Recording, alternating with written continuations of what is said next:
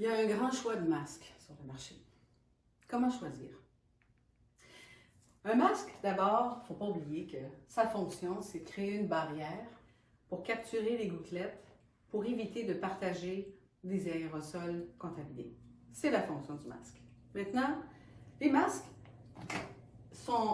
il y a deux facteurs qui influencent la performance d'un masque. C'est son degré de filtration, et je parle ici de bactéries, dans le cas qui nous occupe, et sa respirabilité, c'est-à-dire, est-ce que je suis capable de respirer quand même avec le masque? La difficulté, c'est d'avoir un équilibre entre ces deux choses-là. Prenons un exemple. J'ai un masque qui est complètement en plastique, étanche, j'ai une filtration totale, il n'y a rien qui passe. Par contre, au niveau de la respirabilité, c'est nul. À l'opposé, j'ai un masque fait d'une seule couche de coton assez aéré. Je respire très bien. Par contre, ma filtration est extrêmement faible. Donc, le défi dans un bon produit, un bon masque, c'est d'avoir un équilibre entre le degré de filtration et la respirabilité. La respirabilité étant la perception du confort du masque, alors que la filtration des bactéries, on pourrait l'associer au degré de protection que le masque apporte à vous et aux autres. L'équilibre, on peut l'atteindre grâce à un bon choix de matériaux et un bon concept de masque, de la façon qu'il est fabriqué, de la façon que l'air circule, comment il s'adapte au visage, donc son design. Dans un graphique, je peux placer les masques. Un axe qui est combien d'heures de port je peux avoir le masque dans le visage en étant confortable, versus le degré de protection que ce masque-là va m'apporter, qui est en fait mesuré par la filtration des bactéries, le pourcentage. Dans ce tableau-là, on a mis quelques exemples. Ce qui est important de savoir, c'est qu'il y a comme un niveau qui est reconnu, qui est 95% de filtration.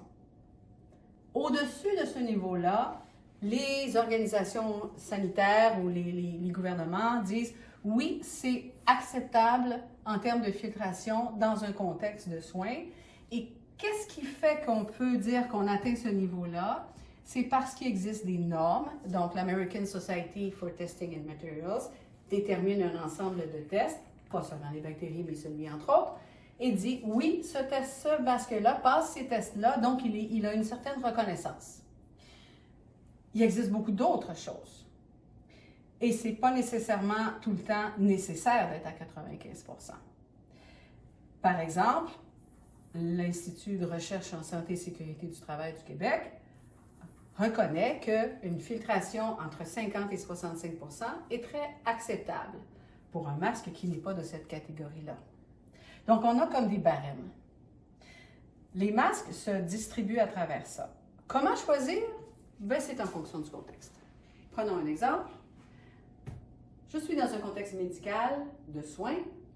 J'ai besoin de passer la barre du 95% de filtration, entre autres. Et donc, tout ce qui va se situer en haut de cette barre-là est acceptable. Masque chirurgical de procédure certifiée, respirateur N95 et tout ce qui sera en haut. Si par contre, je suis dans un contexte ponctuel où je m'en vais faire mes achats à l'épicerie, bien, normalement, je ne porterai pas le masque longtemps et je n'ai pas nécessairement besoin d'un très haut degré de filtration parce que je ne serai pas nécessairement en contact avec beaucoup de gens ou très proches. Donc, je peux aller choisir un masque dans cette catégorie-là. Par contre, si je suis dans un contexte de port du masque en continu, par exemple, je dois travailler avec un masque, je dois être avec des collègues, rencontrer des clients, là, c'est différent. Je dois être capable de porter le masque, être confortable pour le porter plusieurs heures en continu. Et aussi, je dois protéger les gens, donc je dois avoir un niveau suffisamment élevé de filtration. Donc, en fonction de mon contexte d'utilisation, il y a des solutions pour moi. C'est un peu curieux de voir des gens qui payent des masques chirurgicaux jetables pour aller faire leur épicerie. C'est un peu curieux aussi de voir, ça serait curieux, et c'est pas recommandé, de voir des professionnels de la santé qui utilisent des masques de cette catégorie-là. Donc, les gouvernements légifèrent pour s'assurer que les bonnes personnes utilisent les bons masques aux bons endroits. Alors, comment choisir le masque? C'est vraiment en fonction de votre contexte d'utilisation. Et ce contexte-là, la solution que vous allez trouver pour ce contexte-là, rappelez-vous que ce sont les matériaux et la conception du produit qui vont vous donner une certaine performance de confort et de filtration. Alors, c'est le contexte qui gère le choix du masque.